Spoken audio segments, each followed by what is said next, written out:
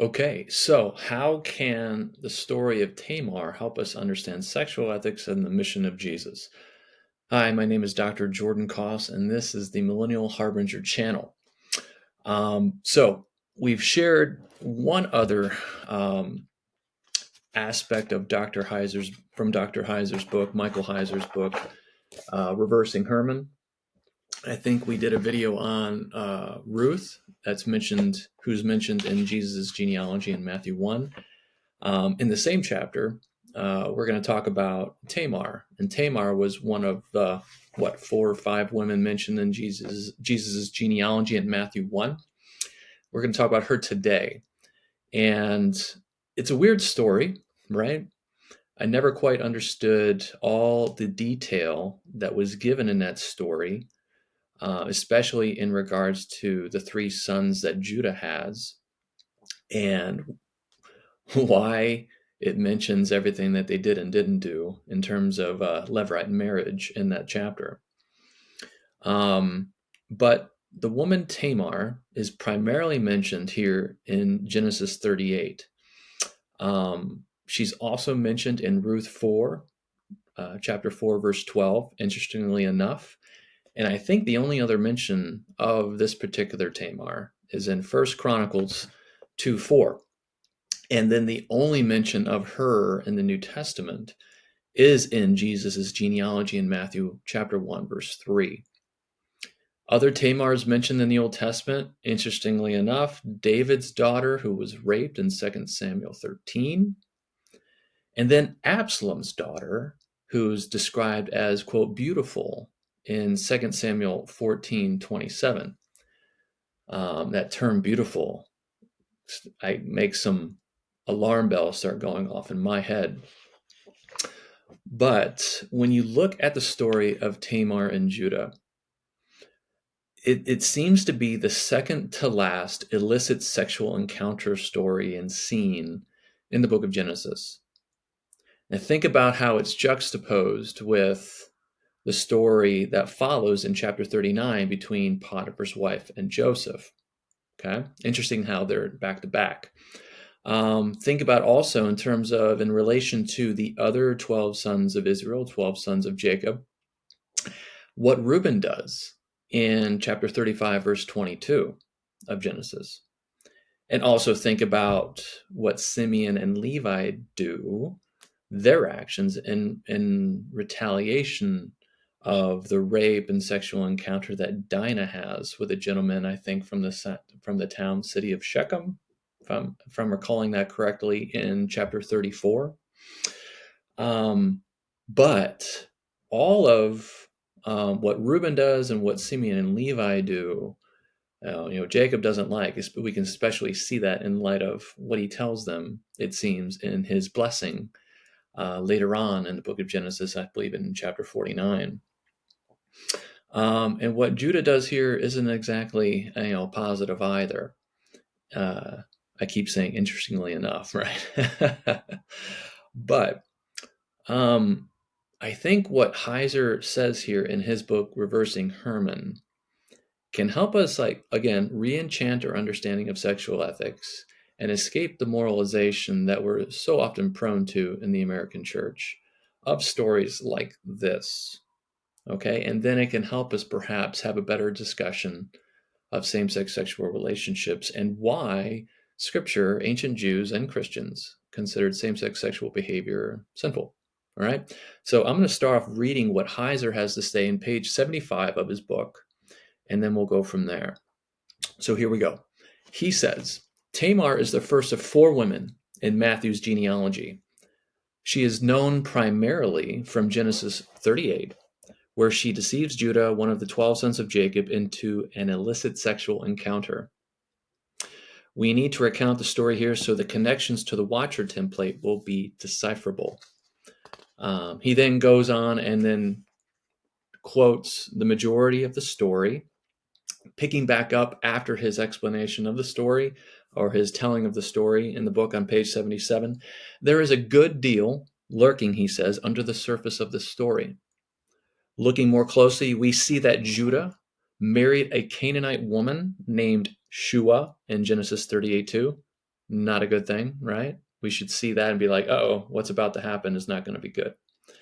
But the text does not specifically say that Tamar, the woman Judah chooses as a wife for his oldest son, Genesis 38:6, was also a Canaanite.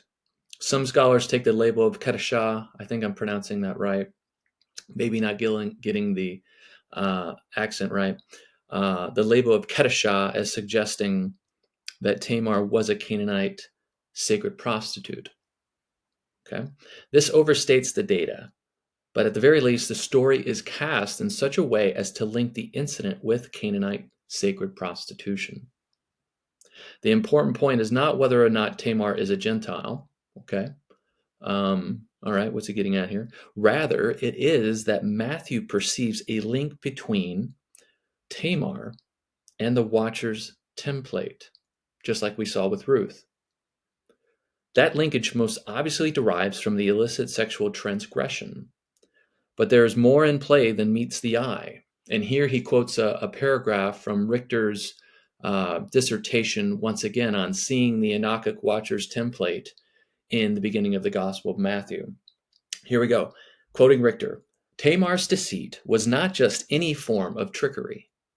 Tamar engages in the illicit arts, those according to the Enochic template for the origins of evil in the world, which were forbidden for the Watchers to share. Specifically, Tamar uses the arts related to seduction, making herself appear as a prostitute to attract Judah's attention.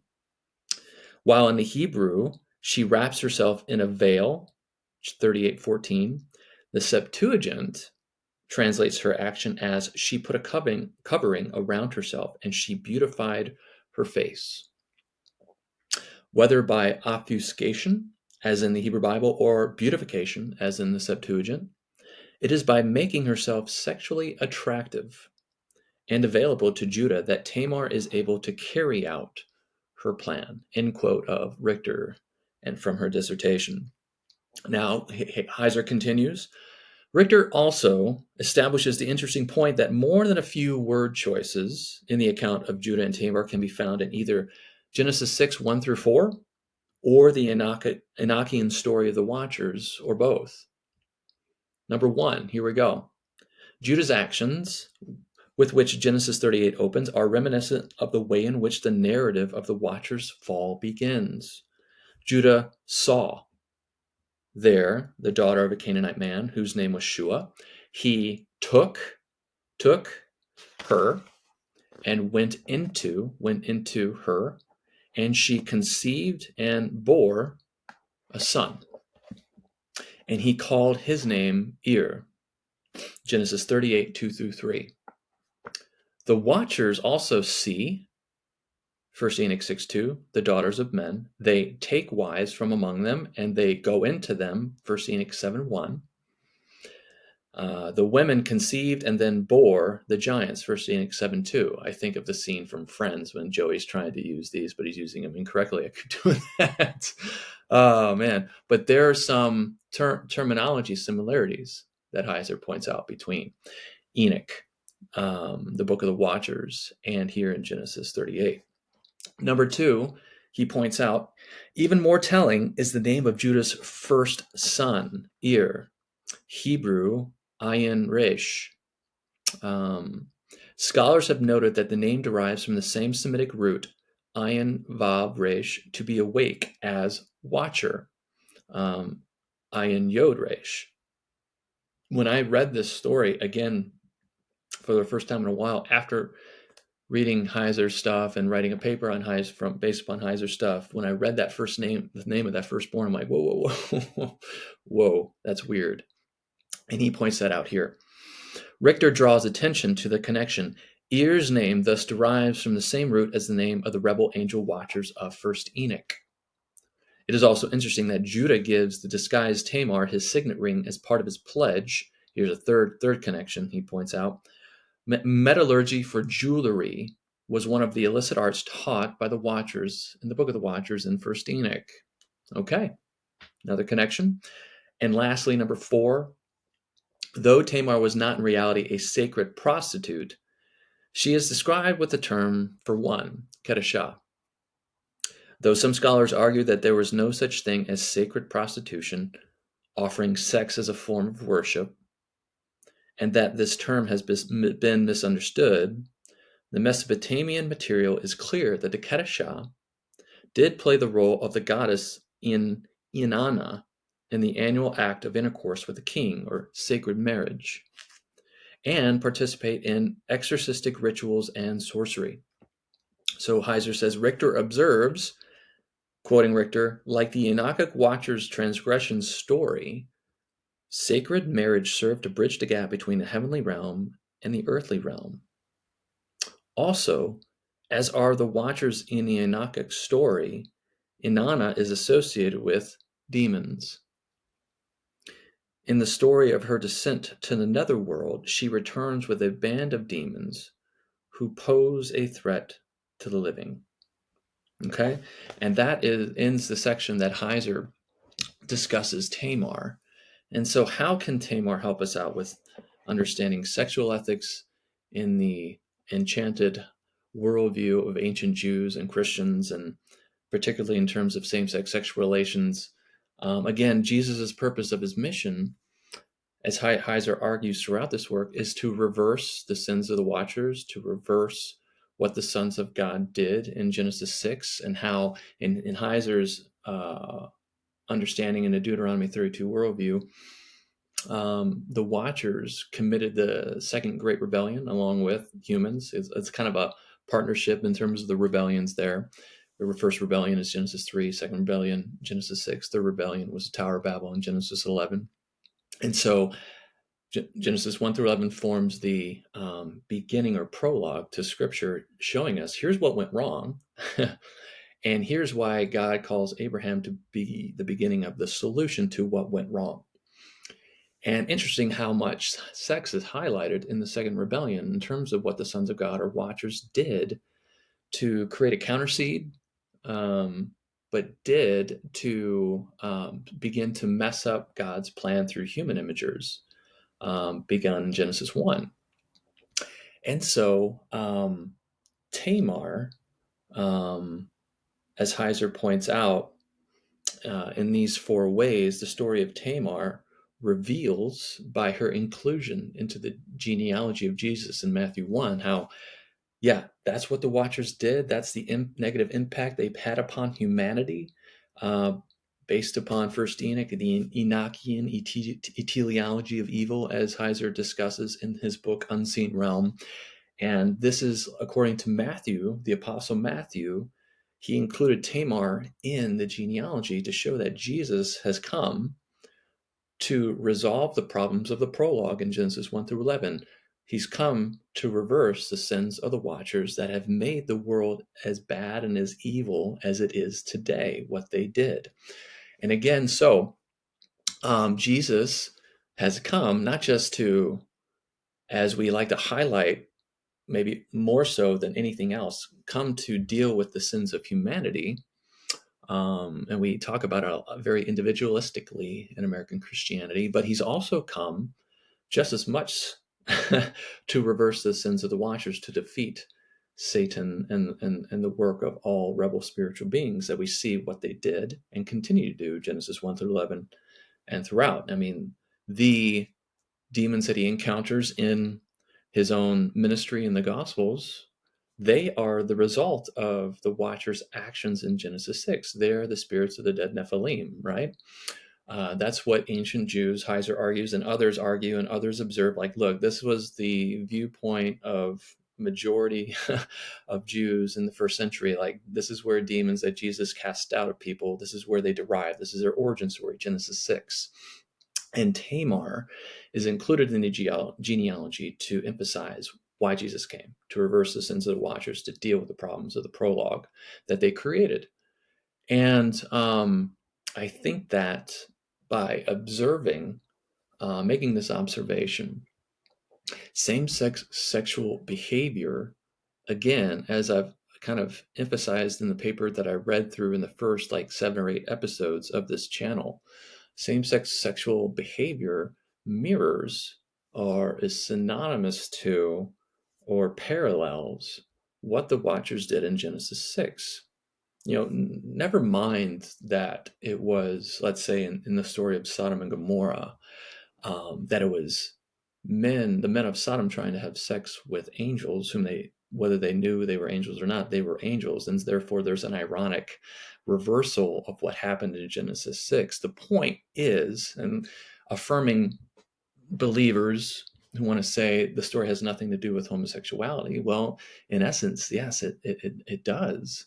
Because if we want to read the story of Sodom in an enchanted manner, just like Genesis 6, which many Christians still do not, then we have to make the observation and realize that the point is not that the sex that was trying to be had in Sodom was homosexual. It wasn't, because they were angels and humans, angels and human flesh, right? The point is that the sex that was trying to be had in Sodom was parallel to the actions of the Watchers in Genesis 6. There was a breaking of creational boundaries, all right? And therefore, the sex that was trying to be had in Genesis 6 was against creation order, right? And therefore, Sodom does have to do with homosexuality when you think of it like that, all right? Because creation order, in terms of homosexual, same-sex sexual behavior, is parallel to what was trying to be done in Sodom, and is parallel to what the sons of God, the Watchers, did in Genesis 6. But the story of Tamar and her inclusion in the genealogy, all this kind of comes together. Heiser doesn't take it into the realm of sexual ethics, but he mentions it again, as he did in Unseen Realm, that Romans 1 is the best place to see the Deuteronomy 32 worldview at play. I'm just taking what he said there and trying to unpack everything that can be unpacked and seen in light of what Heiser's scholarship has given to us, and take it places that he wasn't able to take it before he passed away, unfortunately, about a year and a half ago.